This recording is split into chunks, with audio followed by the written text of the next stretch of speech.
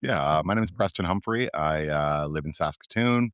I'm a realtor with Remax Saskatoon here. I moved here in 2011 from Calgary, Alberta. I was born and raised in Fort McMurray, Alberta. Things I enjoy doing, hockey is probably number one. Reading, writing, creative work, filmmaking, something that's passionate about. What else do I enjoy? Spending time with family. I'm a family man. So that's probably the gist of it. And there's my alarm. I set alarms for myself throughout the day on my phone. And they just come on, and I don't, it keeps me on track. Keeps me on track. It reminds me, like, oh, geez, it is 3:10. So So what was that alarm for? that alarm is because my daughter's school finishes at 3:30. Okay. And that's 3:10.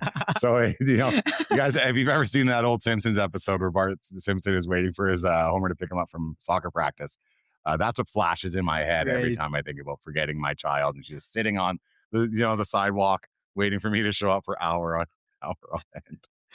That's So hopefully it doesn't happen. Hasn't happened yet. I feel like since I've known you, how long have we known each other? 15 years? Yeah. Probably close, if not. Yeah. Yeah, pretty much like 20 right after I 2012? moved to Saskatoon, the year after. Yeah. I think 2012. Yeah. And since I've known you, even though like you worked for the city for how long did you work for the city? 10 years ish. 10 years. 8 years too long. 8 years But- longer than 8 years longer than I expected to have. Yeah. But just from like knowing you and talking to you and like coming up with ideas and then you kind of having some side quests. A lot of You- side quests. A lot of side quests. But you've always been like very entrepreneurial, Yes. even when you weren't doing entrepreneurial things. That's you know? right. You've had multiple businesses, you kind of dabbled in different things, and you've always kind of had that mindset. Yeah. So the city of Saskatoon is the only job I'd held for more than a year. I worked at Suncor in Fort McMurray briefly, and it was like, these jobs are good. I well liked by employment, by my employers, good employment, but I've always been entrepreneurial. Prior to joining the city of Saskatoon, I was contracting. I contracted in Calgary for 10 years, building fences, decks, outdoor construction. So that is kind of where I cut my teeth entrepreneurial. I mean, I had a paper route when I was 10 years old. I'd always had something going on, right? You needed money. I didn't have allowance when I was a kid. If you didn't go out and have fun, you had to make money somehow. So Yeah. they used to, when you used to sign people up for hockey, they'd make you work bingos. The parents would work bingos. I don't know if they still do that, but you'd have to work 2 per year in Fort McMurray. And I'd stand there by the sign up table, and I'd offer to work there. They had to write like a $75 check at the time. And if you didn't show up for your bingo, they'd cash it. And I just I'll work your bingos for $50, man.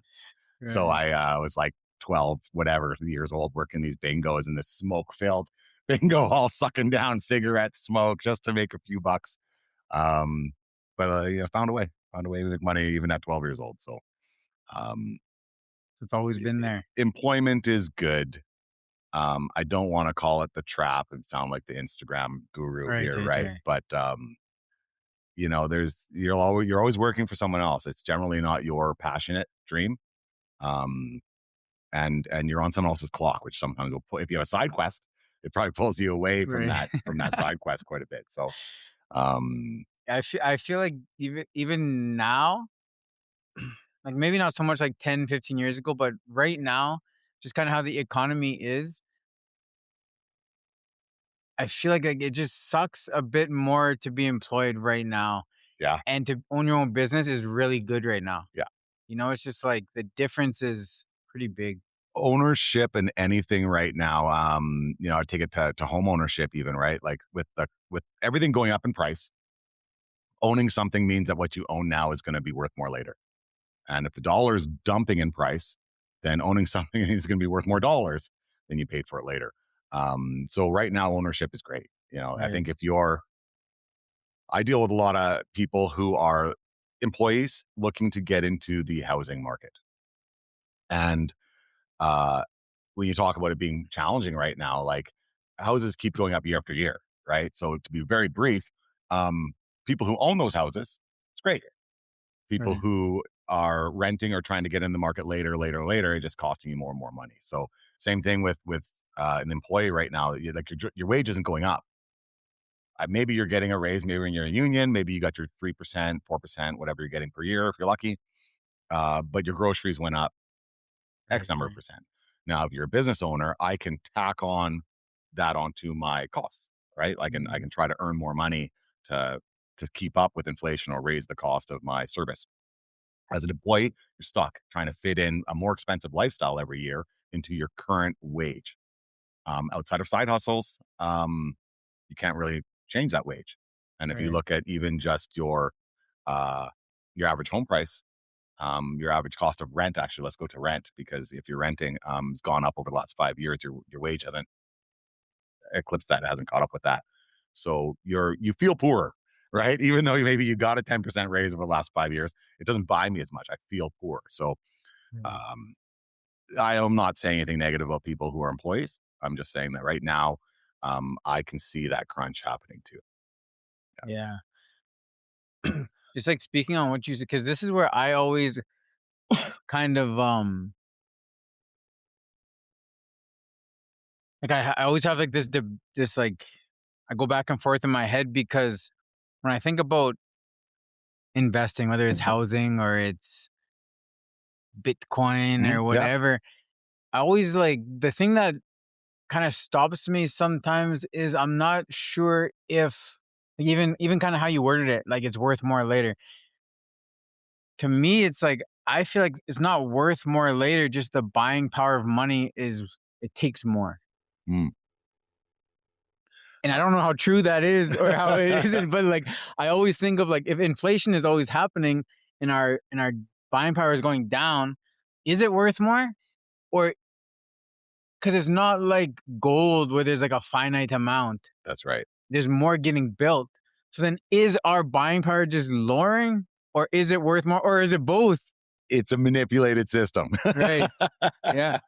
um, That's where I'm confused. And that's where I'm like, okay, this is like now they're using big words. I don't know what I'm I, looking at anymore. I think in the long run, like to really simplify what I've come, I missed out on the Microsoft, I missed out on the Apple, I missed out on the Bitcoin. I mean, and I knew like everyone said, buy this, right? You're going to make all this money. And for whatever reason, I just wasn't.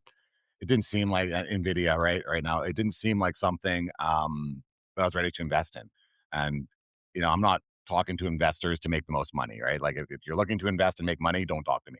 Right, right, But right. I would suggest for most people, um, well, first I'll say it's kind of 5 years to anywhere, or you could be 10 years to anywhere. And investing is probably 20 years to anywhere. But Right.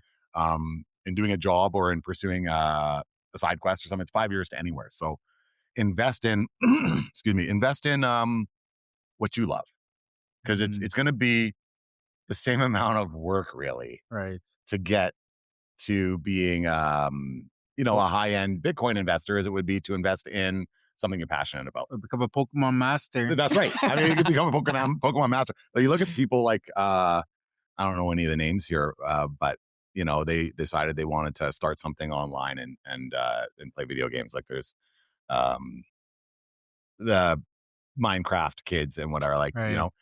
they just took something that they loved and be like, you're never going to make any money doing that. Well, they're making more money than your dad is at his job or whatever. Mm. Um, so just put the effort into something you love. Don't Yeah, yeah. be like, oh, they're all telling me that I need to do this. If it doesn't make sense to you, maybe it's still a good investment if you have someone to hold your hand through it. But like, invest in what you love. Invest in something that's going to bring you joy and keep you passionate about it. Um, it's cliche to say a little bit, but um, you're going to be doing the work anyway. So you may as well work on something you love. Yeah. That's a nice way to say it. That's like a nice way to put it because I think people do get hung up on the what. What do I invest in? What do I invest in? And it is whether it's the best route or it isn't, if you like it, you'll have fun. That's right. Yeah. You know? If you lose all your money Yeah. investing in something you love, like at least you had a good time. At Right. least you went. And you know what? You can always look back at yourself and say, I swung. At least I swung for it, right? And I now I know. Now I know it wasn't a great swing or it wasn't something that was meant to be. But to die with that dream in your heart, or to let that dream die while still inside you, that takes a toll too. That has its Mm, own toll. Um, and you see a lot of people who've given up on an opportunity, always wonder what if. And if right. you get up and you just swing at it, then you'll know that you failed, right? And you won't have to wonder what if for 20 years. And there's also that chance that you hit that ball and get that home run. So swing it, go swing. I Yeah. think we talked about like an employee mindset, or not mindset, but the employee having a tough time right now. I would say to people who right now feel that now is a good time to swing. As much as it's a tough time on employees, it's a good time to take a chance on yourself. Yeah. And honestly, we're in a country that you can swing as many times as you want and they'll pick you back You up. got a pretty good safety You net know? here. You got a pretty big safety net. Uh, a- so and yeah, and there's a lot of things that can help you get there. Just putting your dream out there, as opposed to just see where it goes. Like, you'd be surprised the amount of people who would actually step in to encourage you and even help with those mm, dreams that you thought maybe um, were lofty, or also like that no one was going to support you in. right. So just do it. Just do your thing. Whatever your thing is that you feel you maybe haven't given yourself permission to take a chance on, take it. It's the worst that's going to happen. But before we move on, um, do you have like a brief, maybe some like do's and don'ts or some like encouragement to maybe somebody who's looking to buy a house or who has never bought a house before? Like some things that they should be doing, some things that like, hey, don't do that.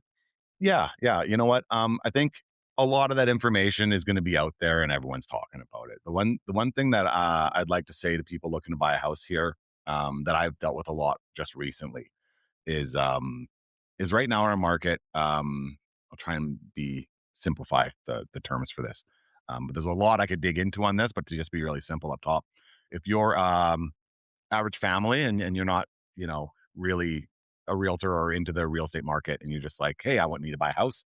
I went to my bank mortgage specialist and was approved for 500,000. In most worlds, when you're approved for 500,000, you have 500,000 worth of spending, you go and you look at the price tags on things, and you're like, oh, 475, that's within my price range. Right now in our market, there's a 7 out of 10 chance that that's not within your price range.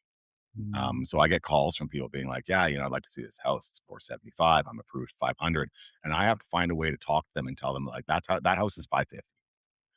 That house is not going to be in your range. And most products we buy or places we go to spend money, here's the list price, and then there's a discount from there, or you pay list price. If you're paying list price, it's yours, right? That's what they're asking for. Here you go, it's mine. In the real estate market right now, the list price is probably not enough, so it's deceiving to people. And then mm, the average person comes in to buy a home, and they're like, "Oh, well, I guess I can't afford these homes I thought I was at all." Um, and then working with them to try to manage their expectations right. to get into a home. So when you're looking right now in Saskatoon for a home, um, 7 out of 10 chance that that price you see on your favorite website that you're looking for homes, that price you see is it's not going to sell. It's going to sell for 20, 30, $40,000 more than that. We've seen homes go $100,000 more than the list price in the last couple of months. Mm, So that's the one thing I would say that's unique right now about our market. Outside of that, obviously, there's the basics. So if you're looking to buy a house, I'll give you the real basics. Get pre-approved. Houses are selling in 3 to 4 days with a blind auction. They call it a presentation of offers, but the house will get listed. You'll have 4 days to put your offer in. It's listed at 500, and those offers will be anywhere from 500 to 575. mm, But you don't know what other people are offering, so it's a blind auction on a right. house. It's and then you have 4 days to buy it between seeing it and buying it. So be pre-approved. Right. Like you're like, oh, am I can I afford this out? Can I check with you? Like you might have 3 days. You're not gonna be able to be approved. And then you're in a situation where that house falls through. And the longer you wait, obviously housing is going up. So call your mortgage specialist and call me. Right. Yeah. 306-341-4967. Give me a call. I'll help you out. What I will be is I'll be honest with you. I'm not going to tell you um, the things that you want to hear. And I think that's difficult for people to hear when they come up and they say, "I want this house. Can we offer less than they're asking?" And I'm like, "It's gonna sell more than like, Right. you know." And just sometimes it's a hard Mhm. conversation to tell people the truth, as opposed to what they want to hear. So that's what I would say for buyers in the market right now. If you're a seller in the market right now, um, times are good. Mm. Times are good for you. Also, give me a call. All right. Anything else on real estate we can hit, but if you want to move on, we can do Yeah, I mean, okay, that. the one thing I wanted to pick your brain on was, with you, like, kinda trying things and, like, kind of like you're fine to try things, Yeah, you're fine to even just, like, put your toe in, see how and where that's, like, people won't even most people won't even get to that step. They'll stop themselves from or they have, like, this, "Oh, I'm all in or nothing" yeah, mentality where it's like, well, you're doing nothing yeah. always. Because you're not That's all in. why, Yeah, But for you, like, when do you know when to pursue something? When do you know if you have pursued something to keep going, and when do you know to kind of back off and be like, all right, this isn't. that's a great question. Because it's changed recently for me. And I think most of my life, childhood life, like you're doing what you feel is good, right? It's just like I'm doing that because I like it. Mhm. And then you get to a point where you have responsibilities and you make more intelligent decisions, right? So a lot of time it was like, is it smart? Does it have payoff? Is it what's the return on my investment for time, effort, all those things? But in the last 7 years maybe, I've started and only in the last like 3 or 4 years I've called it the righteous path. So this is I actually have coined a term for this. um and the righteous path is in like it feels right.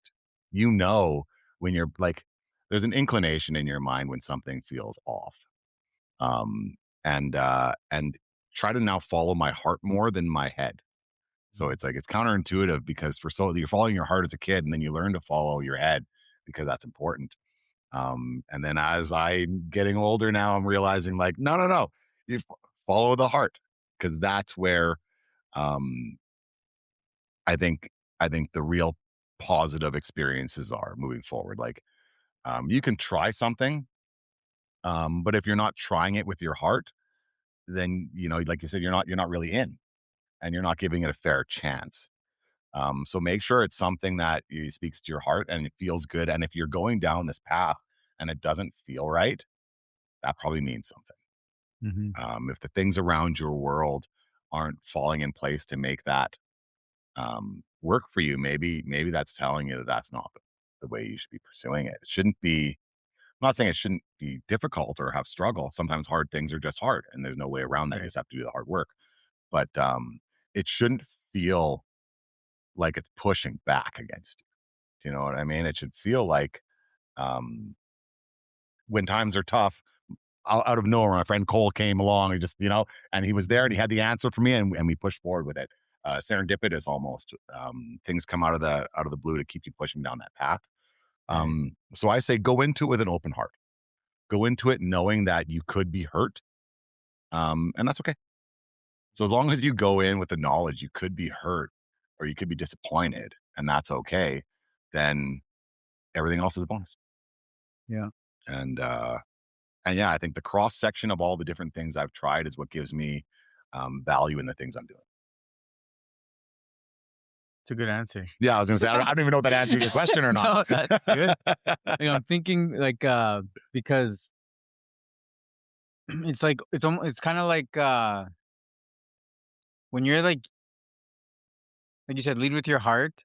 Like, if you're confident in something, or you're like sure this is the thing you should be doing, y- it's like you do become Yeah, invincible. you Like, do. things bounce off of you. You get like momentum. You get like this upswing, and then when it's the other way, it could be like the smallest thing, and it feels so Yeah, heavy. and It's then like it's in your way. everyone's against me, and it's like, but if your heart was in it, that would not feel like that, Yeah, because it's just like I don't know if you read the book Obstacle is the Way, I haven't but known. that's like what it talks about. It's like if you're going the right way, you have obstacles.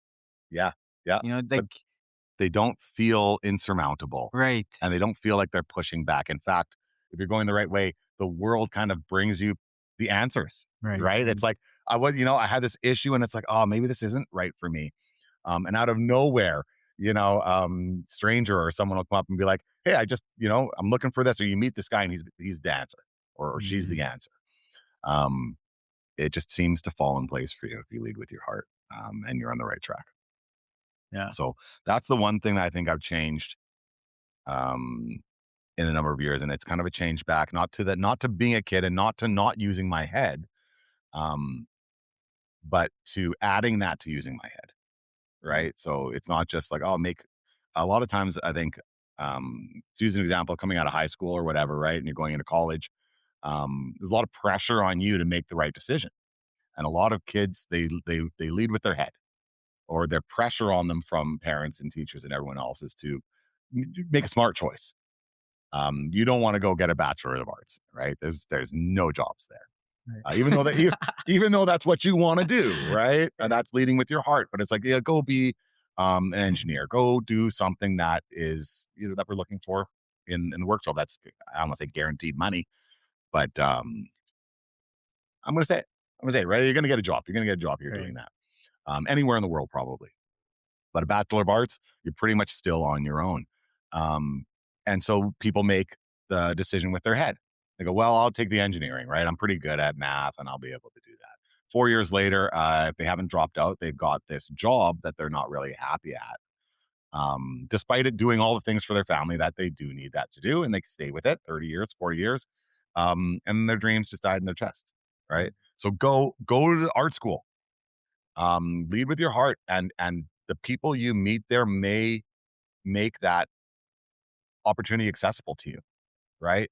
There's no jobs there. Well, there are jobs there, but you got to go in 2 feet. You got to go in with your heart, and you got to go in with that attitude to overcome the obstacles, because the obstacles is that there's no jobs there. Mm. You have to create your own jobs in these fields, but that's not something you can't do. In fact, that's if you're going to do 30 years at a desk for an engineering firm, that I guarantee you, if you did 30 years in the arts, you'd be successful. I bet you would. Right. But we Right. look at it in these small chunks of time and say, oh, well, in 4 years, I need to be making X number of dollars. And it's like, actually, you just need to be happy and healthy, um, until you get to a point where you find your thing. I used to tell kids, um, I used to supervise a lot of young people and had a job. And they're coming, like high school, or just newly in college. And they're like, oh, well, I had to go to college right away. And I just like, just consider, like, you have to work and you have to pay your bills and you have to gain skills. But if you didn't know what you wanted to be until you were 30 years old, and then you went to university or college or whatever, that's 4 to 8 years. Let's call it 4 to 8 years. And let's say you went 8 years. You could probably be anything you want to be if you go for 8 years, um, or most of the things that you'd like to be.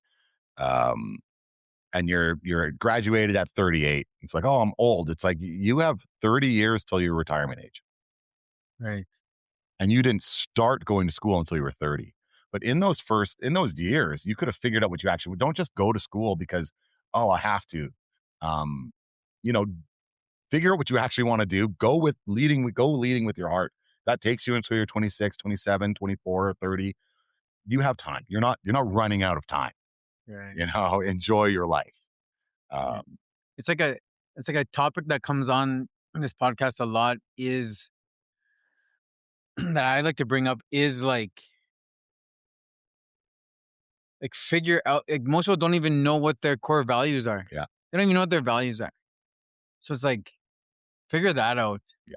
And then figure out like a lifestyle you actually want, because like Do you enjoy working 40 hours a week? Do you right. enjoy waking up early? Like that's a big part of your job isn't what you're doing at work. It's how it affects your lifestyle. And yeah, if Yeah, your job is shift work, if people are like, oh, I want to be a doctor, it's like, do you like working shift work? right. They're like, well, no. Do I'm you like, do you well, love your job but hate your life yeah, you after? never really thought about that then, because Yeah, doctors often work shift work. right. You know, it's a great profession, and it's admirable, and all these, like, I can't say enough about it. I think they're underpaid. Um, because I'll tell you what, I'll pay someone to save my life. Right, And right. it's a lot more than 200 grand a year or 300 grand. Yeah. So I'll give them everything I got. So I mean, I think they're underpaid. It's a very difficult profession, but like we tell kids that's what you want to do, right? Like you want to be a doctor or a lawyer, you want to be these high end professions. Do you want to work shift work? Because if you don't, then that's probably not for you, right? But they don't think about what it's going to do to their lifestyle. They think about what the action of the job is. Excuse me. Hay fever season. Um, so yeah, like you said, it's figure out your core values, and those can change. Especially like if you're expecting an 18-year-old to know their core values, to know what they want to do for the rest of their lives. They probably haven't even met their future spouse. They don't have kids. Like, Yeah. give yourself some time to figure out what you want to actually do. You don't have to rush into it, and you can do any number of jobs along the way that will give you experience that Right. you can take with you into that schooling. And that experience is what's going to help you figure out what you actually want to do with your life. You might be like, hey, I want to be a doctor. It's like, well, go to work for a year. It's like, you know what? I don't like shift work. I don't work well in shift work. So that's actually not on the table. Or then you can go to school to be a doctor, knowing that you don't want to do X, Y, and Z because those require shift work, and you want to go into these fields instead. Mm, So doesn't necessarily have to change your goals, but it can refine. And what I like to call it, things get clearer until they get crystal. mm, And sometimes that takes time and reflection. right. And you don't have that when you're coming out of a high pressure high school and directly into university. And then there are kids who know what they want to do and they've known forever, and that's great. But pushing yourself into a path because your head says that, like, oh, and if your head's aligned with your heart, that's great. But if your head says it and your heart isn't quite there alongside, then yeah, I mean, you have time. Mhm. Take time. I I feel like 20s, like your 20s, you're like you're trying to figure out who you are, and then like your 30s, you like kind of figured out who you want to be, Yeah, and then it's not till like your 40s that you become that person. I would agree with that. And then 50s, it's like everything's irreversible. You're like that stubborn old I man. I would challenge that last one. I think that as long as your mindset is adaptable, Mhm. you can start. You can people get pigeonholed. You can restart your entire life. It's not easy. And depending on your circumstances, it could be very difficult. It could be a little bit easier in other people, but you can restart your life at any point. Definitely. And I think people write themselves off, Yeah. right? And they're like, oh, I see people half my age who are like, well, it's over. And I'm like, dude, you're acting like your life is over. Right. Like the best parts are past.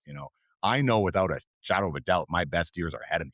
Yes. That's not because I had a poor childhood. Like I had an amazing life.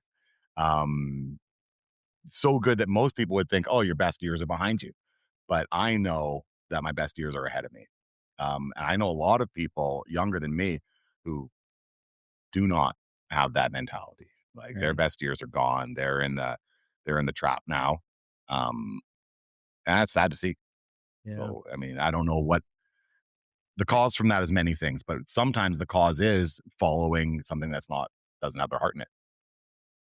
Yeah, I think people don't understand how much can change in 3 months, Yeah. in 6 months, Yeah. in 9 months, 5 years to anywhere, 5 years, like, anywhere. Like you could change everything in 5 years. definitely.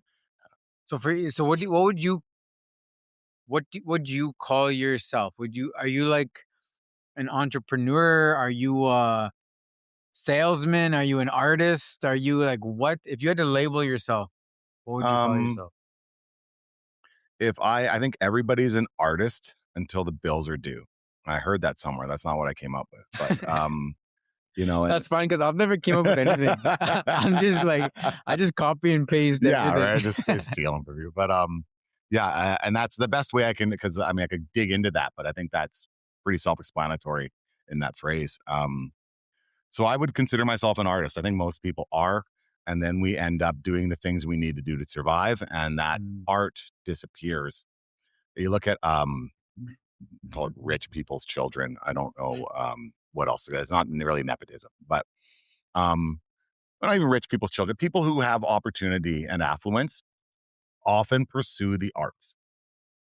Um, and I think people who don't have that would pursue the arts, Right. but they can't. Right? You have bills to pay, and you're just not in a Mm, situation to do that. So I'm an artist. I think everyone is at heart an artist, but then life, bills, and work get in the way. yeah, I think humans are Yeah. creators. We're here to create. Yeah, and if I could do one thing predominantly, out of all the things that I've done in my time, it would be storytelling, and Mm, through whatever medium that comes, that's film or a novel or graphic novels, or by word of mouth. Sometimes just conversation is great, right? So I think storytelling um, is something that I realized I was passionate about because I mean, I like as younger, I like video games, I was reading books, movies, and it's like, what is the? I figured out the one thing that tied me to all of those was the storylines behind it. And if you look through society, it's truly like the first pastime we've ever had. Um, is communication through storytelling. So um, I think it's inherent to all people. Most people, like, we tell our kids stories. Kids like the TV stories. Everyone's kind of got that in them where that's something they're attracted to. And I realized that late, um, probably mid to late 20s. mm. And then that's where my artistic flow started to come back. For a while, I was just working, partying. Uh, you work to party.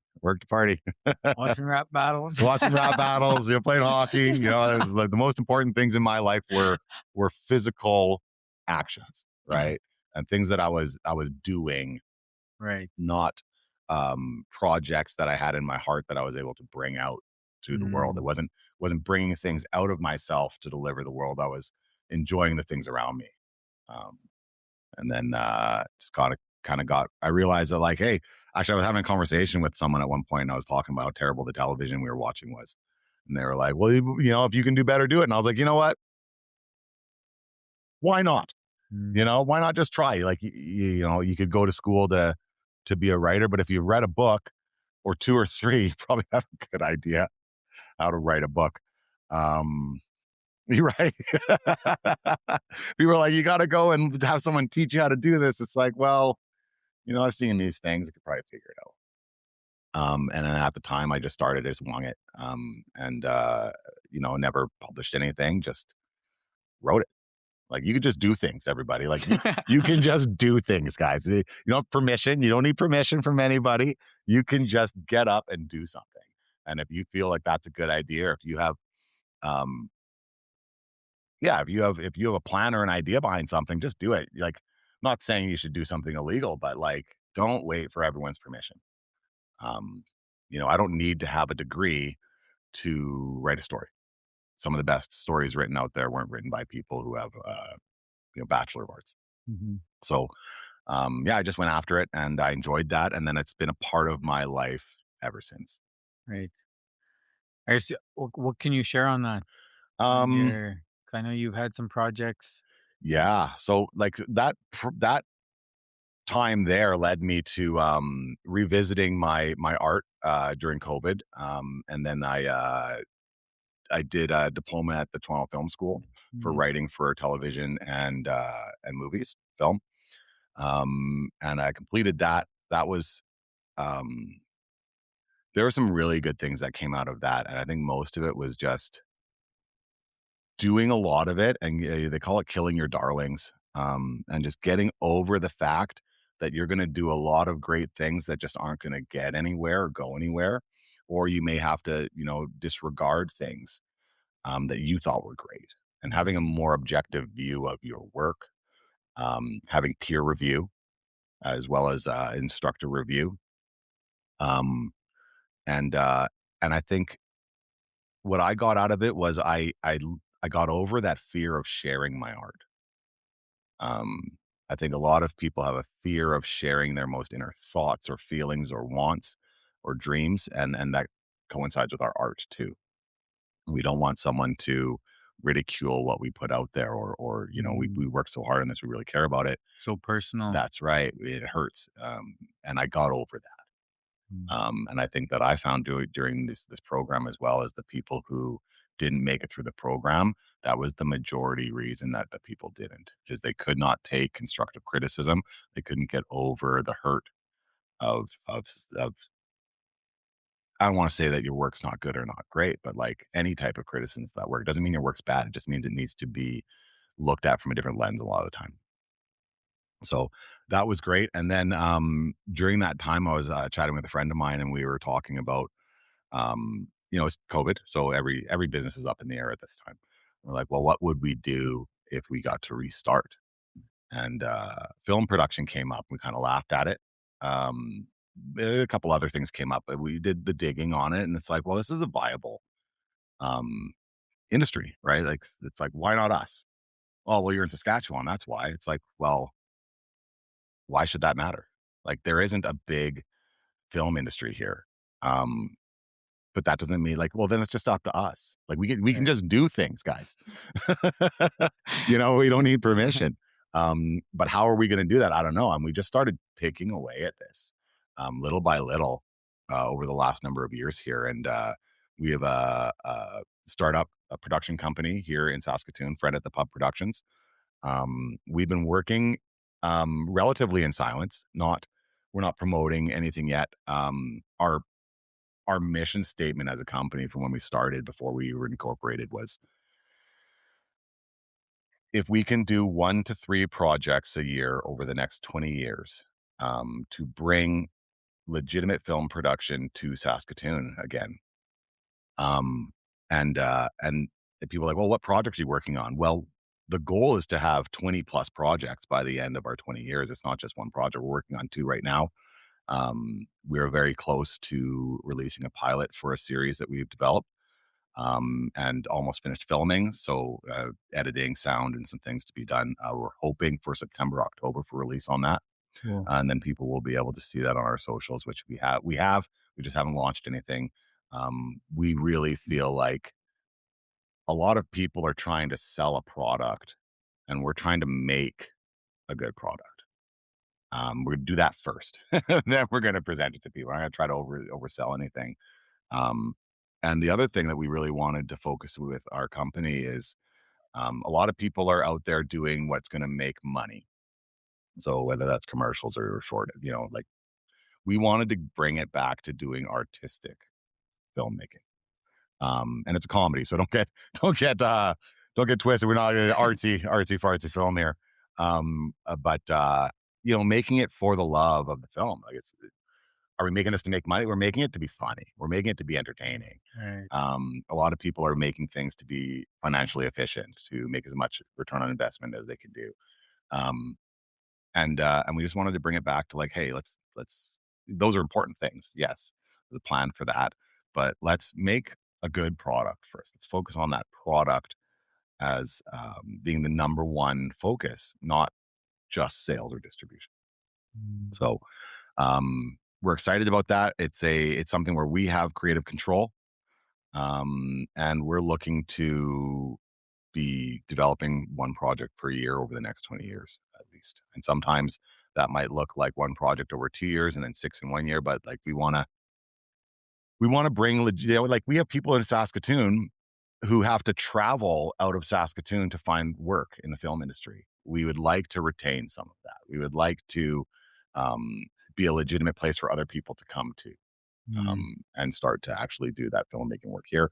And I So know just there's moving to Vancouver. That's right, right? Where I got to go to Toronto. It's like, oh, you guys got to go to Toronto if you guys want to make a movie. It's like, well, I understand the value to it, and I understand the benefits to going there. But that's similar to what I said. Now we're doing these things for financial benefits. We're doing them for efficiency benefits.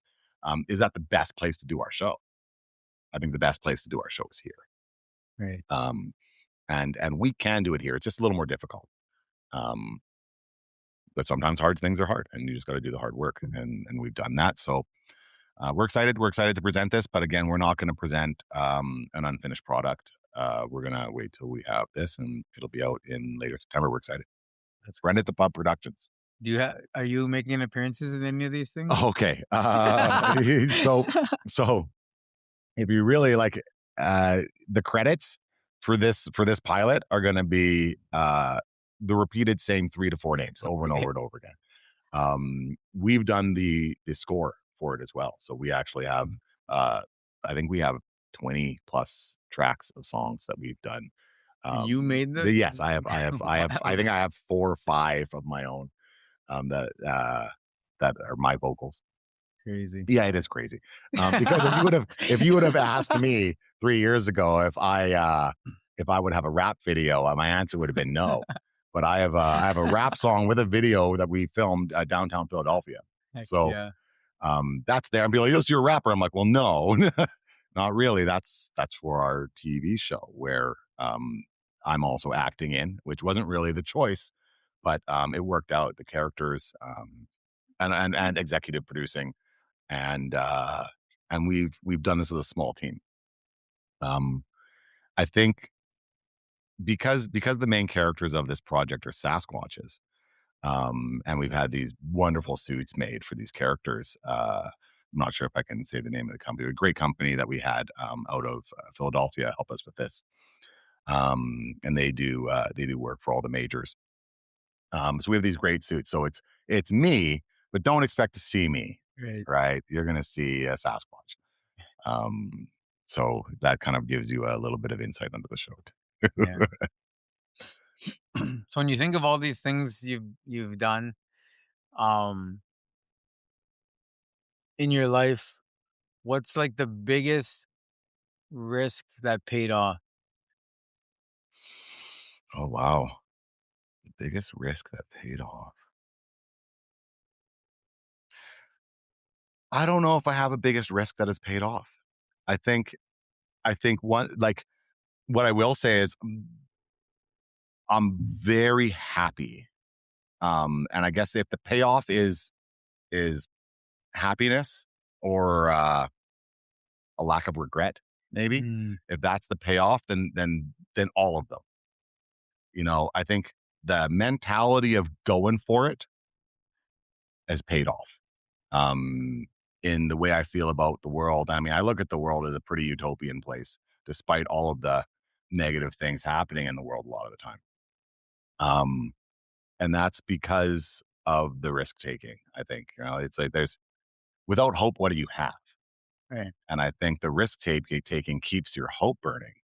And you can tell, like Mm, you've seen a lot of, like you can tell a person with hope and a person without hope. You can tell the right. same person when they have hope and they don't. Yeah. Uh, and is a stark difference. And I want to be around those people who are hopeful. They create amazing things. People Hmm. who are not oftentimes are stuck. They're not doing great things. So it's kept me moving forward, which has allowed me to do a ton of wonderful experiences in my life. I wouldn't be doing all the great things I'm doing today if I hadn't taken the first risk. And I'm saying that first risk you take doesn't always turn out, but it Right. leads you into the next risk, into a place where you wouldn't have been if you hadn't taken it. Um, and just keep going down that path because the answer is down there somewhere. Yeah. Yeah. Yeah. It's like a. I think like one of your like superpowers maybe is you always have like for one you always have gratitude. Yeah. You're always grateful, but you also always have like like I've known you when you're like climbing out of the trenches, Yes. man. Yes. I've been there and you're just like smiling still. It is what it It is, is what it is. and it's just like you understand that it's gonna be hard. There's gonna be some things you gotta do, Yeah. but you're gonna do it. And And you've always kind of had that mentality. I would say not just that I'm gonna do it. What I've been and I've said this recently to someone, just because it's hard right now, or like my back's against the wall and it's a tough time. But like there's still so many wonderful things in this world, in your Right. life, on your day to day. So you can have an extremely hard day, but if you have your partner when you come home, and peace in your life there, Like, don't let the toughness of your day take that from you. Right. Um, I don't want to like if you're if you're out there right now and you're feeling down and out, and that I don't know what your circumstances are, right? So some people feel broke at this point, some people feel broke at that point, and sometimes it's emotion or social or whatever your issues are. Um, don't let that cloud over the good things. There's always good things going on. They're right there. Um, and For me, I try to be realistic. Um, so it's like it's not as bad as it seems. It's also not always as good as it seems. Um, but when times are really tough, that really helps because I still see all the good things. Right? Like, Right. realistically, we're still in a good situation. Realistically, I still live in Canada. You talked about earlier, like even if you're down and out here, um, they'll pick you, they'll help you get back Right. up, right? Um, I'm not in that situation, but there are situations when times are tough and patience. Someone has told me this before. Patience is my superpower. So um, I think being patient with the results, not necessarily with the work.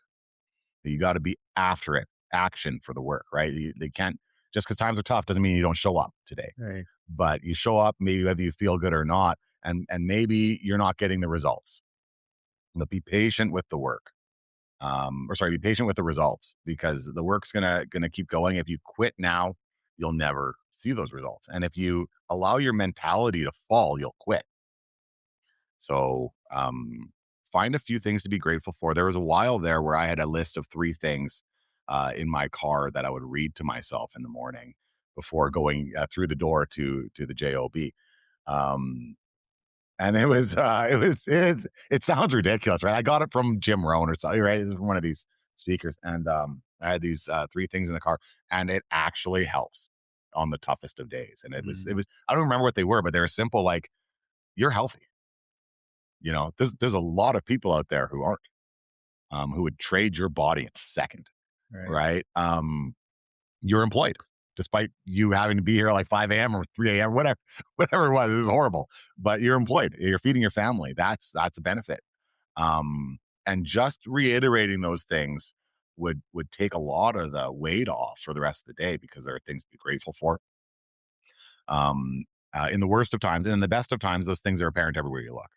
So, um, I want to portray our society as a utopia. I think there's far too much.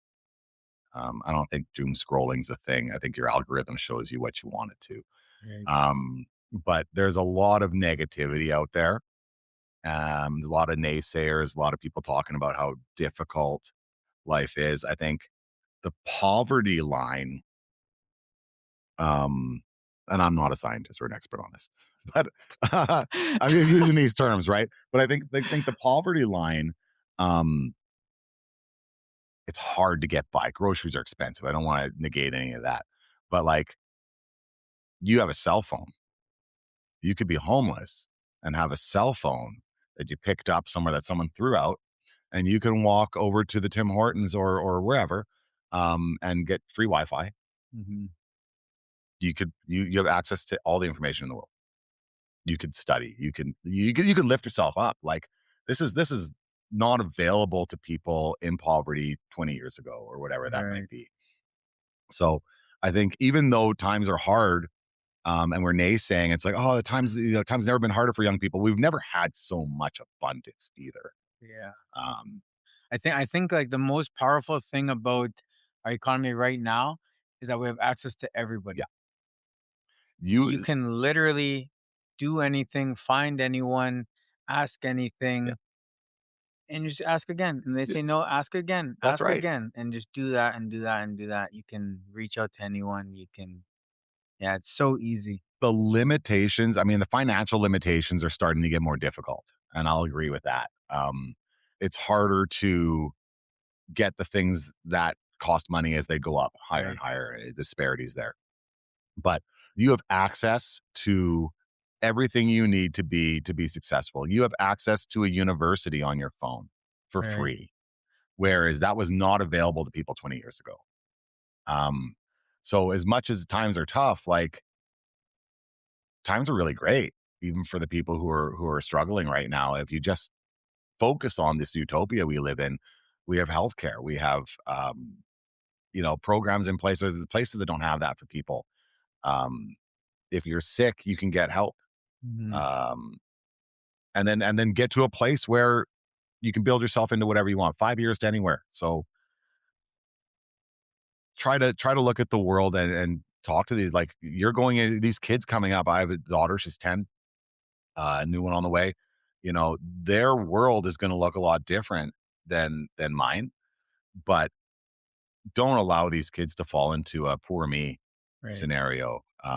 They have so much opportunity, more than any of us ever had. Yeah. I always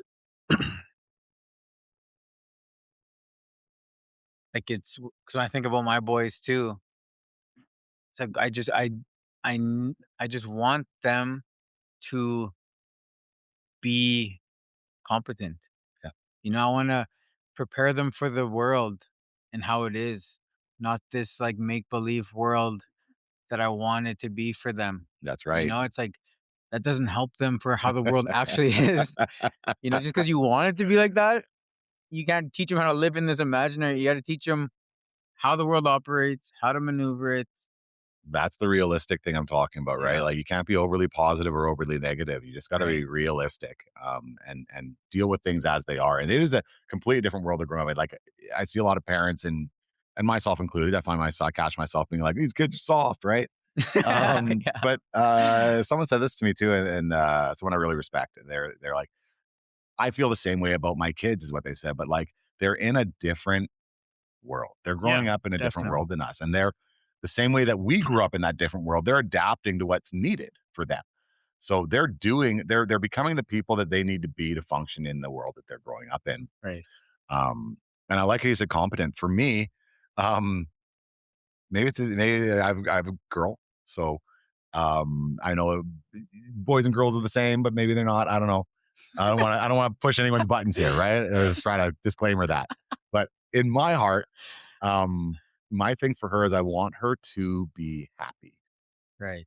not um, spoiled, entitled, bratty, happy, but like, if she has ownership of her happiness and is able to regulate that, then I Mhm. think that no matter what she chooses to pursue in her life, um, I want to say she'll be successful at that, but I think that she'll have what I talked about earlier with myself, is she'll feel good about where she's at, and that allows you to get anywhere.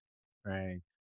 Once we start, losing that happiness, losing that ability to regulate our happiness, then no matter where we're at, we could be uberly successful. You see people, geez, there was something in the news recently. I won't say the names, but like, uh, people who seemingly have everything, and they're just not happy, right? And we see them disappear from us. So, um, it's something that comes into my head a lot, and I just want to make sure that, like, again, with patience, time is long. Sorry, life is long, time is short. So we're in these times, and we're like, oh, life is so hard, it's so heavy, or it's so great, but it's like you have to step back and be like, this is temporary. I can be Mhm. anywhere I want with this. If you're happy, then you'll be able to make it to the end. No matter if you're in a tough time or a good time. But um, if you're super successful, but you don't have that ownership and control of your happiness, then you may not, you're great, but you might not make it all the way. So, um, I don't know what the answer is for these kids. Yeah. But I do know that, who's not committing heinous crimes? Happy people. Right. Right? So, um, that alone is the platform I'd like to give her, and then she could be whatever she wants from there, right? Mhm. She can take that platform of esteem, and and that'll allow her to reach any of the goals that she sets for herself. I hope. Anyway, that's what the Yeah. story I tell myself. Yeah. If I had a boy, which I think about a lot too, I would probably push competence as well, and I'd probably be a little bit harder on. Yeah, I mean, you have to be. You do, I and then, mean, I'm looking at that. like I never like when I think about like, when I how I talk to Royce, it's like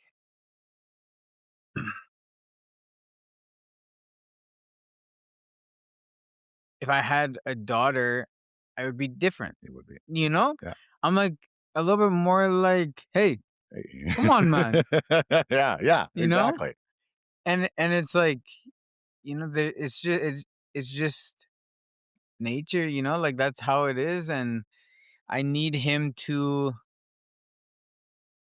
learn how to, love his future partner, how to, if we do have you know, a daughter someday, to protect your Yeah. sister, to protect your little brother.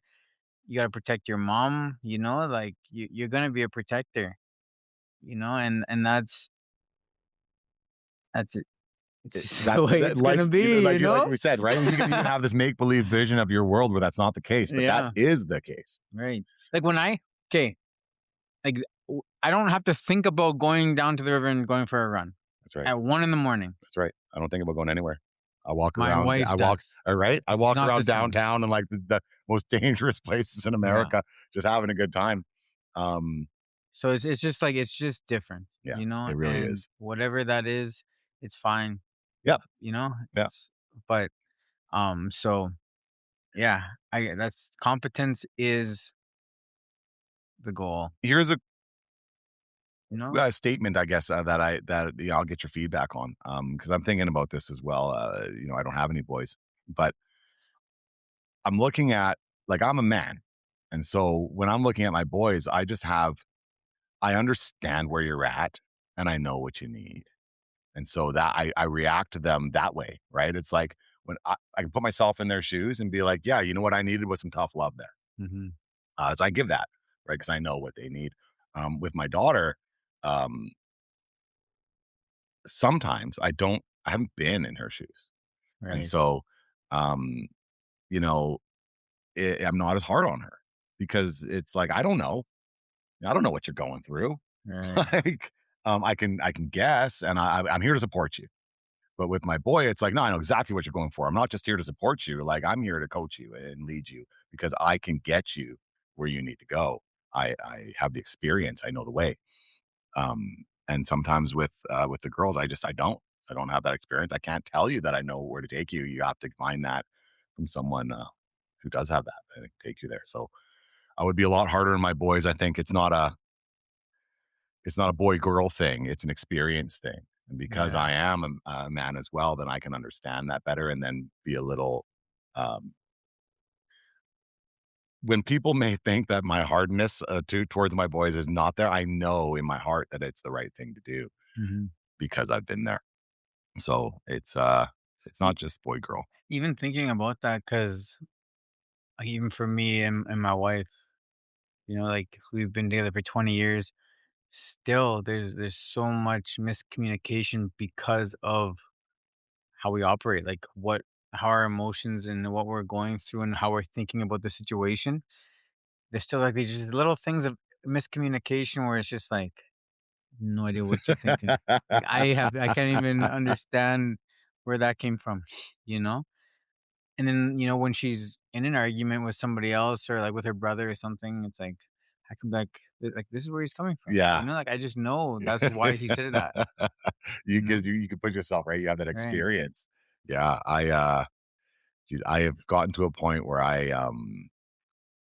it's not like I agree to disagree. I have grace.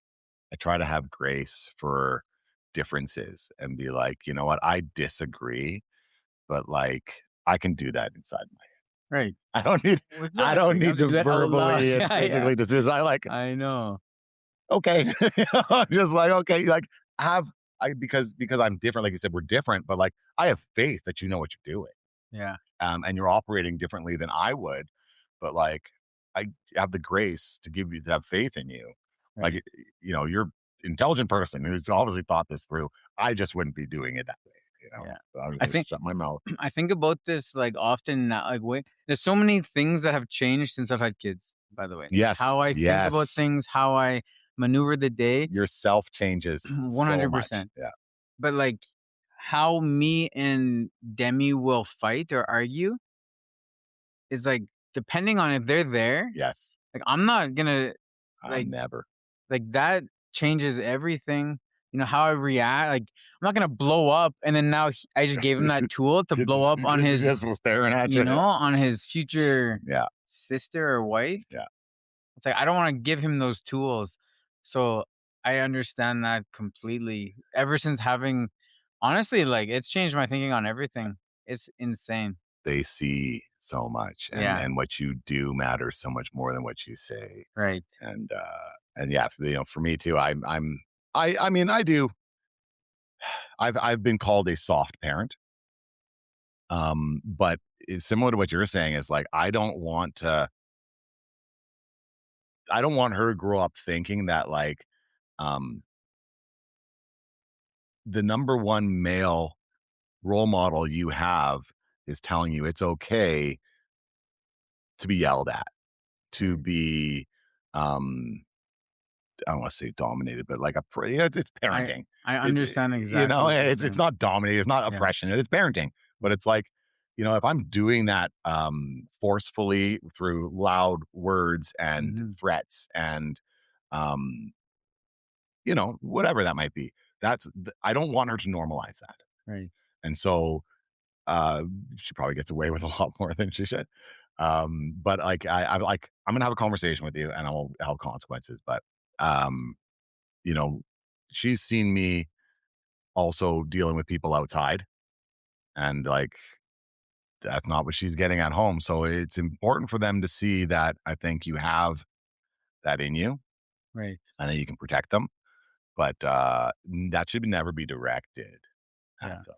And you make a good point with like, yeah, you don't want to give him that tool, right, right? And I don't want him to, for me again, it's because I'm the man and she's the daughter. I don't want her to normalize that, especially also if it's my significant other. Um, don't be arguing with them in front of the kids. right, Like they don't need that. It should be like, hey, okay, well, let's talk about that after, right? There's no reason to be um, losing control of your emotions in front of your kids, right? Like they have enough losing control. You need to show them that it's manageable, and right. they'll try to get you to lose Ye them. They'll do their best, right? And they'll get you. Yeah, As strong as you are, you will blow up on your kids right. sometimes, um, and sometimes maybe they need just a little bit of that too. We're we're just over an hour here, Yeah. but, one last thing I wanna just ask you, being a father, and being busy, Mhm. so how do you balance all these things you have going on and being a present father? Yeah, that's something I think about a lot. That's a good one. That's a great one. So for the longest time, I was trying to find balance, and I was trying to push towards an end too. So it's like you're busy and you're overwhelmed. So it's like, oh, if I just do more of this, then eventually I'll break out the other side and it'll calm Mm, down. Um, or the other way to look at it is say, you know what, balance, and I have to take breaks on my way along the go. Um, in the trenches, while in the trenches, um, I was so busy with just obligations. Like um, I would pretty much just parent and work all day, and then I was doing my own projects and side quests, and I would do that after my child was asleep. I would pass out in bed with my laptop every night, and wake up to my alarm, get the kid off to school, get to work or daycare or whatever we had before school, get off to work, pick her up, and then full like no time for anything. And she comes with me everywhere I go. It's just like too bad, right? Like I have places to be. Um, and there was guilt. There was guilt there for a while, but I think in the last 3 years or 4 years here, um, I made the statement a little bit earlier today too. It's a little bit different than this, but it's not going to be easy and it's not going to get any easier. So don't wait for that. Don't bother. Just do as much as you can every day. You're never going to complete your list every day. Tomorrow, your list is going to be bigger than it was today. Um, and that's overwhelming. So I try not to be overwhelmed by it. And I try to be okay with just working. Like, okay, today I have 20 things to do. I can do 8. Mm, I told this to people before. They're like, do you want to come do this? Like everything that I do and put into my schedule and make it to, I've left 2 or 3 things on the table that I'm not going to make it to because of that event. And that's okay. You can't do everything. Just do as much as you can. And you're not always going to make the right choices. Sometimes you'll miss out, but you were here or whatever. Just make it to the end of the day every day and keep pushing progress. mm, You don't have to make it all in one leap. And I don't think there's going to be an end. Like, if you think you're pushing to this point where like it's going to end and it's going to get easy, then we're probably playing different games. Like, I don't think that's going to happen for me. right. So I'm not expecting it to get easier. I'm not expecting it to be easy, and I'm not expecting to make it to everything anymore.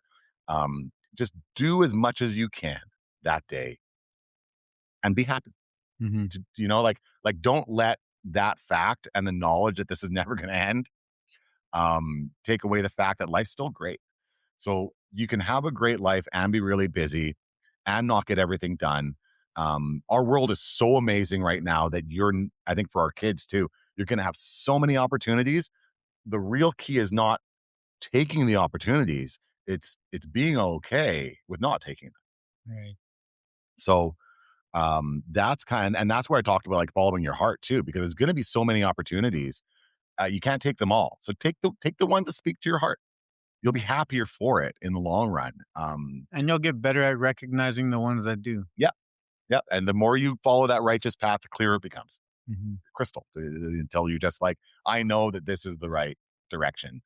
Um, and you don't always know what the results of that's going to be, right? Sometimes the righteous path means following a direction that's not your end goal, but leads you to the person that takes you somewhere you didn't even know was available to you. Um, it's not just the pursuit of a goal. It's like I said, that mentality, because that mentality is gonna maybe you pursue film production. You take a job as um, a grip, like low end, right? And you're like, well, I really wanted to be an actor or whatever it might be. But you just take something. Well, you meet that person through that gets you into writing, Mm, or maybe someone's working on a completely different thing, and you meet them on set, and they're doing something you never thought you'd like to do. Maybe it's sales. Maybe it's, I don't know, vacation sales. I don't know what you like, but something that's not what you went in to do. You find you like that better. The righteous path still brought you to that person and took you there, because you followed your heart. right. And we can't always see the end goal, but if you follow your heart, the goal will be there for you. Um, and for me, we talk about with my kids and the busyness, that's the righteous path. I know at the end when I'm laying in hospital and I'm hopefully hospital, maybe it's quick, but when I'm about to, if I have reflection before I pass, I'll be able to look and say, um, that like I got, like I spent the time with my kids. Hmm. I, um, I don't have regrets. I did the things. I took the swings. I followed my heart. And I think my biggest fear is being in that hospital room and knowing that I didn't follow my heart and wanting a redo. Like you don't get a reset button. This isn't Nintendo, right? So Mm, um, I know without a doubt that on the path I'm on now, right now, I won't want to redo. So um, that thought helps me manage the busyness. For all you parents out there who are becoming parents, the parents already know there's no combating the busyness. You're going to be busy. You're going to be waking up. I get woken up, a nightmare, whatever. It's going to be something, and it's going to be at the worst time. Don't let that steal your joy. Right. Just, it probably affected a little bit. Swallow that up. And it's like, yeah, my kid just interrupted this work I needed to do to go out and play volleyball in the backyard. Yeah. If you're going to go play the volleyball anyway, don't do it grouchy. You're going to sacrifice what you should have done. Enjoy that game with the kid. And maybe your work didn't get done. But if your work didn't get done and you didn't enjoy your time out there either, then what are you doing? So try. The things that piss you off are the things you're gonna miss. That's right. That's right. And just you're busy, but don't miss out the fact that it's great while it's busy. It can be busy and awesome at the same time. Yeah. And if that's a lie, it'll still get me to the end. It'll get me where I need to go. I think that's how I manage it. And there's no trick to, I think a lot of people are like, oh, you get more sleep or you run on a tight schedule. It's different for everybody. But if you're happy and you can maintain your energy levels, be happy being busy. Mm-hmm. And kids are going to be something that you're going to never regret. And unless you're spacing them out like I am, eventually that'll be gone from your life. So you have a short period. I've seen the numbers, right? That like you get like 1 year with your child or baby and like 2 years with your child. That's like 9 years with your kid, 5 with the teenager. I don't know if those numbers are right, but it's similar. Demi's gonna watch this and she's gonna cry. Well, so it's so settle down, okay, on the numbers. Enjoy those. Enjoy it, and it's going to be busy, and you're going to feel like you're missing. But find the brain space to just be present and enjoy it. It doesn't have to look a certain way when it's going to be perfect if you just take the time to enjoy it. Yeah, I know we're super grateful that we've created a life that our kids can be here at the shop or be at the gym, or when I'm traveling somewhere, we can just bring them. It's so nice to not have to not see them all the time. Yeah, Or like yeah. if I work away, Come with. they can come. Yeah, I don't have to not see them for weeks and weeks. Or it's crazy to think that my kid comes with me everywhere. It's like yeah, I'm going to my job and to my work, and it's like if there it she's comes. yeah, right, well, you're not staying home, and instead of letting that be a hindrance to me, I think a lot of people have told me too. It's like that's a huge hindrance, right? And I'm like, so maybe or maybe not, but like I'm spending time with my kid. Yeah, You see what you see as a hindrance, I see as me being close to my family.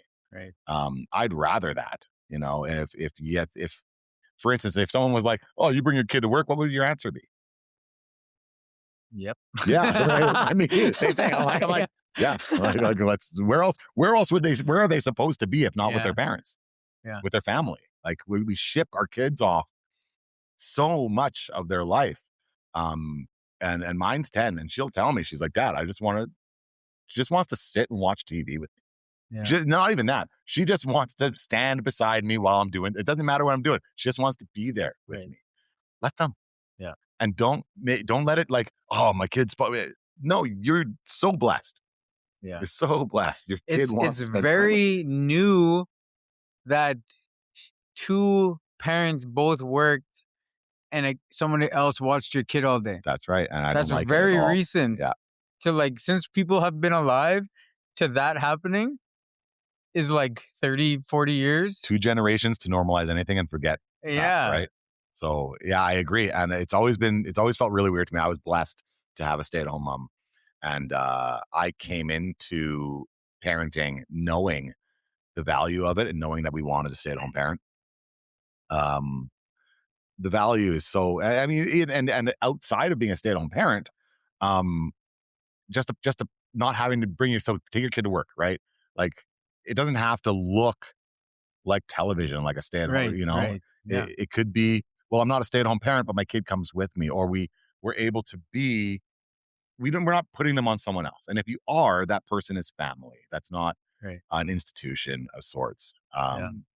We want these kids to come up with values, and those values are yours. It's honestly my one of my biggest things is I want my kids to have our Yeah. values because they're gonna be with us forever. And, So and also you mentioned like only recently have we been allowing, I'd say allowing, has our value setting come more from our society. I want to say government, but like our social pressure. right, right, right. Like value setting is now very social pressure.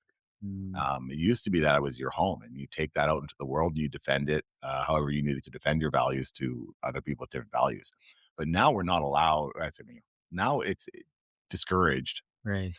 You should have the values that are set by society, Yeah. and I'm not saying that's a. Is it a bad thing? I mean, I'm not saying it's a bad thing, but I think for me, I want choice. Yeah. I set my own values for my family. You want to give me a guideline, that's fine, but like the choice is mine. Right. And I want my kids to grow up with those values. I don't want them to send them away to an institution and those are okay. Well, this is the guidelines values now. It's like, well, those conflict with mine. Yeah. Well, you're not allowed to have that conflict with it. I am allowed to have your guidelines values conflict with mine. This is Mhm. my. You could just do things. This is my family. I'm going to do it my way. Mhm. You don't get that say. Right. And I'm not doing outlandish things, but I feel like my kid should spend more time with me. Here's an example: if my kid needs to miss a day of school um, to spend some time with me, see how the real world works, and we're going around work, whatever, right? Like that's still valuable education. I agree. Um, it's like, oh, you can't do that. You have to have them take the values from this. Has to be 9 to 5 values at school. It's like it doesn't. My kid can do homeschool. My kid could be Yeah. if I wanted to have my kid go to school for mornings only, I mean, I don't want that. but if I did, that's my choice, right? I Right. can do, and then their afternoons could be sport or whatever I want to do with them. Like, I can already tell you right now, our kids aren't gonna have a 9 to 5 lifestyle. That's right. So why Neither do mine. they gotta learn that? You Well, know? if you're not here Unless at they 9, choose, right? If they want to choose to do that, they can 100%, but, we're gone, and that, we're just, we do it's just not a 9 to 5 lifestyle. that's right. And like if you're a family that vacations quite a bit, like the school structure doesn't really make sense. Like we're gone for 3 weeks. Right. Um, my kids are gonna miss that. Uh, you can build your own life for your own family. Don't let them dictate to you what you need to do. And they're both fine, That's right. And they're both fine. Like and they're at the both end of the fine. day, these Like, these if kids are your gonna turn out fine. values don't align with mine, we could still be really good Yep. friends, Yep. you know? Absolutely. It's, not like this tribalism that the world is, right? It's like, it's fine. I have so many friends that have so many different values, and I like them. It's that's another 2-hour conversation. Yeah. Yeah, I tell you what, like I I agree know. with that. The values, like I have so many great friends that I don't see eye to eye with. Yeah. And that's okay. I agree to And that's disagree. Right? okay. It's like, oh, that's interesting. But like a lot of times too, like I'm not trying to push my point on them. I'm like, well, just tell me why. Yeah. You ask And the then right. And questions. then they're like, and then they tell me why. And I'm like, huh. Yeah. Well, maybe I'm not so against that, right? Yeah, And exactly. I have this one friend. We do this all the time, and we disagree constantly. We end up always coming to center at the end. It's like we disagree, but we don't do it in a hostile way. So I'm like, I have no idea what you're doing. Like that. That to me sounds ridiculous. This is what I would do, and this is why. And then they're like, oh, well, now that you say why, like I kind of get what you're getting at. I'm like, well, after you explain to me, I see what you're getting at. And we end up coming up with a better idea by combining both of ours and meeting in the middle of those two ideas instead of trying to defend our positions Mm, on each of them, to be open to have that conversation. And sometimes you're open to have that conversation and they explain it to you and you're like, no. yeah, And that's okay too. Like, I firmly disagree. yeah, But to be open to having that conversation, a lot of times, you mentioned this with like male and female too. Sometimes it's just a miscommunication. definitely. And you don't understand fully where they're coming from. Like, you just heard the blank statement, and you're like, "Well, that's weird." And then when they explain why they think that way, even if you still don't think that way, you understand where they're That's coming right. from. Yeah. They just grew up differently. They were like they came from this different culture, and it got them to think this way. And it's like, that's fine. Yeah. Okay, now that you said that, I could see why you think that. You're like, Like, I still probably don't, but like maybe if I grew up like that, I would. it's not for me, but I get it. That's what Yeah. I said. To be honest, it's not for me, but like that I made sense for me. You know, it I makes sense for you. like one thing I always argue with people like about like happiness, like because I'll get into like not really arguments, but like Debate. yeah, people like who come into the gym, and they're just like, and I'll just explain to them like why that isn't that big of a deal. It's like Mhm. and they'll start arguing with me like they're defending being upset. Yeah. Yeah. So you're arguing to be upset? Like They you want to have a word like, don't want to let it go. and I'm just like, okay, like you're right and I'm right. I'm just saying, we're both right. But imagine if you thought like I did, how much happier you would be. Like we can both be right. That's fine. But look how like free I am with like anxiety, depression, emotion, and I'm just like mostly happy most of the time. And you're just angry about these little things. And it's like if you just switch that, it's like you can be right, or you could be like, you know what? I want to be a little bit more free. And you do And that you so can believe well. what you want. And you've for the time I've known you, you've always done that well. And that's kind of also like to sum up what I've been saying, and a lot of the things I've touched on just today too, is because you have that focus on happiness, right? So it Mhm. doesn't matter what you choose to do, you're going to do that in a way like, I don't bring that negativity, bring that negativity to the gym. It's like you don't have to. You're still at the gym anyway. Right. So just choose to be happy. Focus on something that's going to change your mindset out. I love that you said that, because that is, if there was a message to anything, that's the message. Mhm. Um, you can just be happy doing the same thing that you were miserable doing, Right. right? Like you don't have to feel under it. You don't have to feel miserable. Just and they'll argue against you. Like, no, I do have to. I do have to feel miserable. If you can wake up and just have a bad day, you can wake up and just have a That's good right. day. That's right. I say to people a lot of times too, it's like, um, if you, the odds of something bad happening to you are less than the odds of something good happening to you, because you're actively, if it's 50-50, but you're actively trying to make something good happen to you, then there's a better chance that something good's going to happen than bad. Right. If you're focused on something bad happening to you, then you may have a higher chance of something bad happening to you than good. So that mindset change alone isn't just for your mental health, it's strategic, Mm. right? Like, understand that that's benefiting you in the long run. So just be not only are you happy now, but it's also going to benefit you in the long run. More good things are going to happen to you. Everyone who wakes up and thinks like, "Oh, it's going to be a bad day," it's like, Now it is. well, yeah, but Yeah. like there's a lot of people out there actively trying to make your day better. Yeah. Let them. If you were Right. one of those people, it would be a great day. There's a lot more good going on than bad, but we just focus on the negatives. It's This like, is oh, this is some Jim Rohn stuff. yeah, Some well, I mean, paradigm shifts. the world's falling apart. The government's this and that, and I hear all this stuff, and I'm like, dude, you just ate like a fantastic hamburger at like this Right. nice restaurant we're in. Yeah. Like this, don't tell me how Yeah. bad the government is. Not actually like, it's not that it's not affecting you. I don't want to but Minimize it. minimize it either. But like, don't maximize it. Right. Like at the end of the day, they'll eventually be, oh, could you believe Donald Trump is the president? Now, don't get me started on whether he's good or bad, but like that doesn't change. That doesn't affect you. Yeah.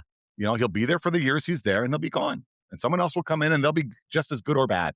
Mhm. Don't get bogged down on what's not affecting your day to day. If you can come home and your kids are healthy, and you can have a meal with them, and there's a roof over your head, and you're getting by, what does any of that stuff matter? Right. I always tell people like capitalist, right wing, left wing, communist, socialist, whoever wins, I'm gonna be fine. Yeah, that's right. That's right. At the end of I'm the day, gonna be fine. I'm gonna adapt. I'm gonna maneuver, and I'm gonna be happy. Yeah.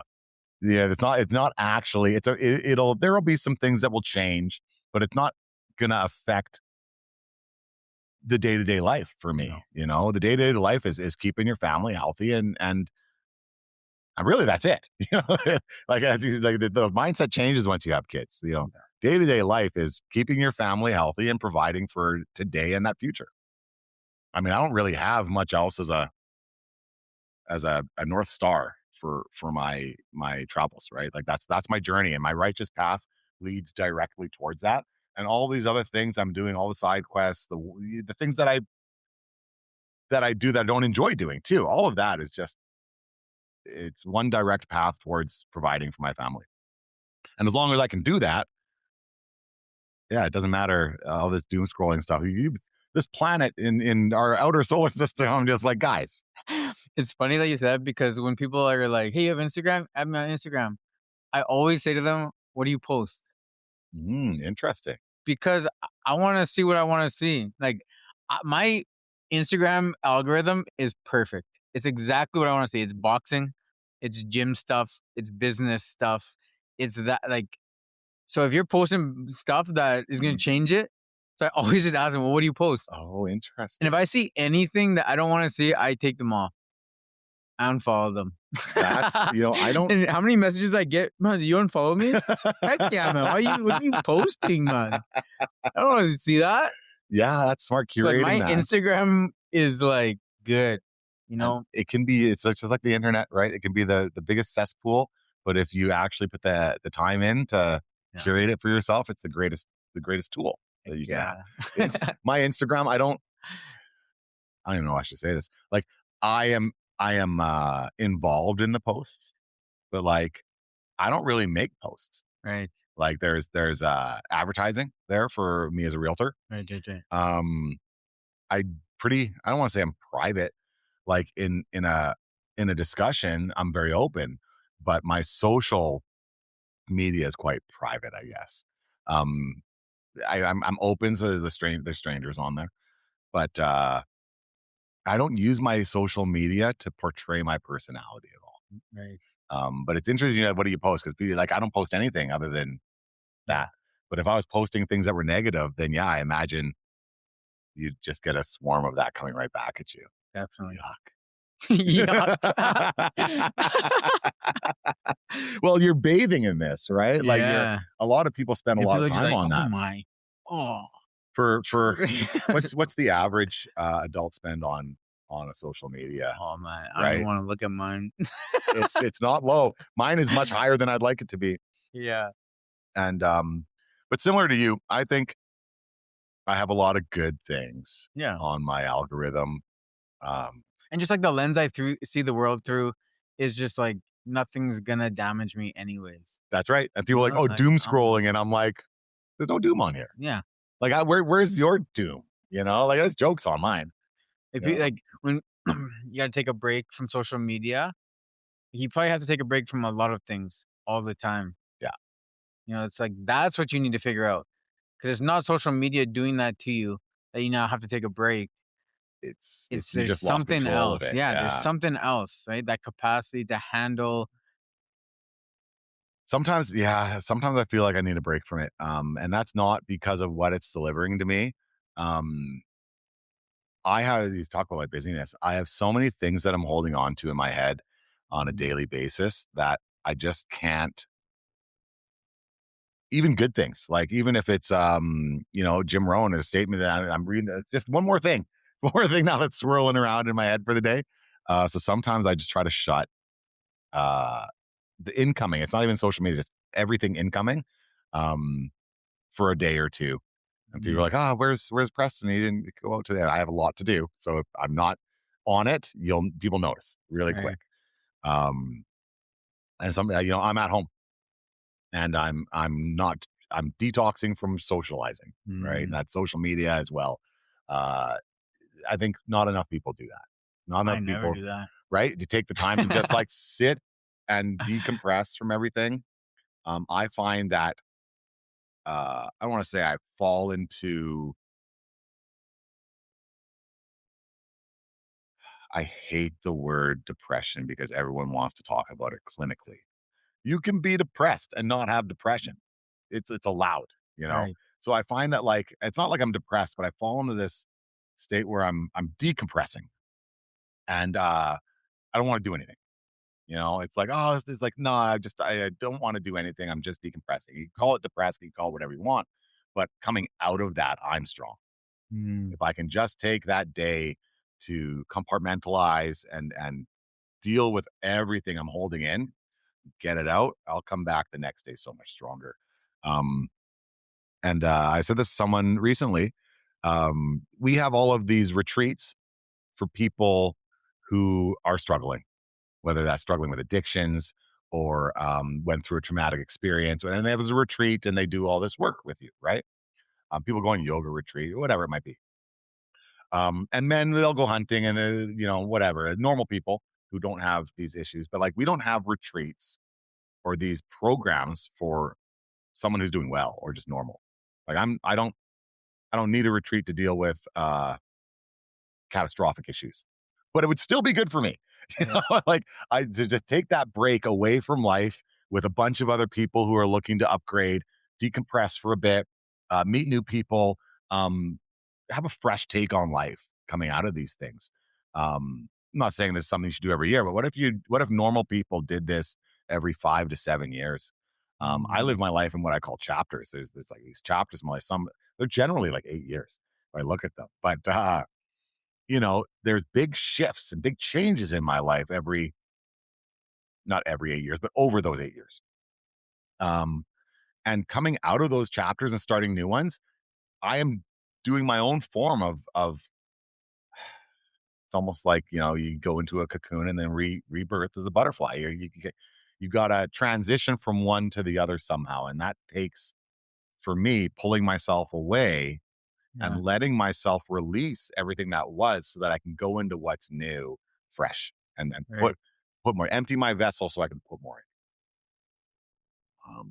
It's a good point because I f- I feel like anything that's mental health, it's like reactive, Yes, and it shouldn't not be. It's not yeah, proactive. it's not Yeah, proactive. And because I say that to people like you're doing fine in your marriage, go to marriage counseling that's anyways. right. Prepare for what Yes. is gonna come up. It's like you're doing perfectly fine. Like you don't work out and then like once you're like in shape, you quit working out. Yeah. You keep working out forever. You don't wait till you're on a deathbed to hit the Yeah. gym. You hit the It's gym when it's you're feeling good. preventative, right? Because you're gonna either take time preventing things from happening or you're gonna take time repairing things that happen. Yeah. So you might as well take the time to Take prevent, like give ourselves some a you little bit know? of love. Give yourself a little bit of love every 8 years or so, right? Like I mean, maybe more than that. But you're right. Just But I think that's like a nice message and something somebody should implement. Like, because even like with even what you were saying about just taking some time to like go into that cocoon, mhm. I heard what the heck? Like, I had a counselor on here, and he was talking about the difference between solitude and isolation.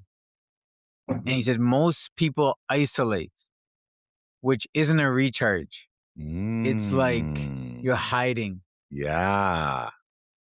But if you go into solitude, it's like intentional, and you come out That's recharged, right. and you come Yeah. out like, okay, I feel good. But if you go into a situation feeling the same, it's because you were hiding, you were That's right. isolating. You're So if isolating. you're in an argument with your Yeah. spouse, then you hide and come back, and right away it It's like still there. you're back to where Yeah. you were. It's different than like, okay, I need 5 minutes just to, and then you calm down, you come back out, and now you're able to talk about it. So there's a difference between isolation I and like that. it's very like, Yeah. and even just how you explain it, I'm like, yeah, that's exactly what you're That doing. is what I was saying, right? Yeah. It's like you just solitude and we have like I know a guy who's lived with the monks, right? That'd be sweet. Yeah. I would sacrifice. You would have to sacrifice so much to do it, Hmm. right? It's scary to me even to think about sacrificing everything that's on my plate now to just live like that. But that's the ultimate form of solitude, right? Right. You're not hiding from anything. You've released everything to go and be empty in solitude. And then you come out of that, like I said, there's a lot of power in being empty, Mm. and not having yourself full of all of these things. Um, so maybe, we should do that. Me and you, we should go. Go We live with should the monks. go live with the monks We'll for be a little back in bit. 5 years. Yeah, yeah, that'll be our solitude. Like we don't have to be young. We can wait till we're old, like Um, 60 years old, and head out and live with the monks for 5 years. yeah, man. Well, this was awesome. Yeah, thanks for having me. I appreciate it, man. Yeah, man. This is good. This is like yeah, man. It's crazy it's crazy because like how we see each other like I know. 2 or 3 times a year I wanted to do. briefly. We're so bad. We went from literally I seen you every other Yeah, day for like 5 years. yeah, Just like you I and just seen then you all the time. all the time to like slowly division like just both separately got busy. Yeah, and you just get. But always kept in touch. Right? Yeah, right. Always just texting and stuff. Um but man, it's good to see you. It's good to like see how well you're doing, I was you looking know. forward to just having the conversation with you. Like when we do see each other, we don't get to actually sit down, and it's like it's 5 or 10 minutes. We're both, busy doing stuff, so it's nice to get back. We used to do a lot of this, Yeah, so a definitely. lot of just chatting. So Just chatting, um, man. You're actually like one of the the very first business I ever started. You were one of the big reasons I started it. push you out of your comfort zone. Because I went to that conference, came back and was talked to you about it. And then you just like were looking it over and like you're like, oh yeah, that would work. That would work. That works. You should go. And I was like, frick man. I didn't even understand what I was seeing. And then I did it, man. And now I have four businesses. And now I'm freaking have so much freedom in my life, man. And you were like a big hand in that. Thank you. I mean, it ties into what I was saying here again today too, right? Like you go for it. Hmm. I think that's pretty much what I said at the same time. Is like, what's worst going to happen? Right. You're going to gain perspective and skills that will lead you down. Who knows where that was going to lead, right? Right. Could you have predicted it would have led to this? No. Follow your heart. Follow your heart. You don't know where it's going to get you. I promise you, it'll be good. Yeah, And it man. might not be where you expect to get, but yeah, no, I remember that, and I mean, just betting on yourself, right? Yeah. It's going to work. Like, but you're a type of person who is going to work, right? You have these internal qualities, where you can bet on yourself and follow through. Right. Um, and I think anyone who has the esteem to follow through on themselves, do it. Like, don't wait, bet on yourself. Um, because that person who's currently employing you, most of us have jobs, uh, you're doing well enough for them to employ you. If you bet on yourself and work harder for yourself, if someone else would hire you, then you're good enough to work for yourself. Right. So work for yourself, bet on yourself, do your side hustle, do your thing that scares you. The worst that's going to happen is you're going to fail, and that's fine. Failure is such a taboo word. I think we're getting better in society about failure, but failure is not the end. Um, and I heard this recently too is I'm never down. I'm either up or getting up, Heck yeah. and so failure is not down. Failure is just getting up. And everything that you've learned on your way through that failure is going to help you succeed later in life, and probably won't succeed with, no one's going to succeed without going through some failures, right? It's just It's how it is. So, inevitable. um, Failure is just like a negative word somebody put for learning. yeah, I like that. That's it. It is, You know? right? Your failure there is learning. It's great. So the worst that's going to happen is you learn something.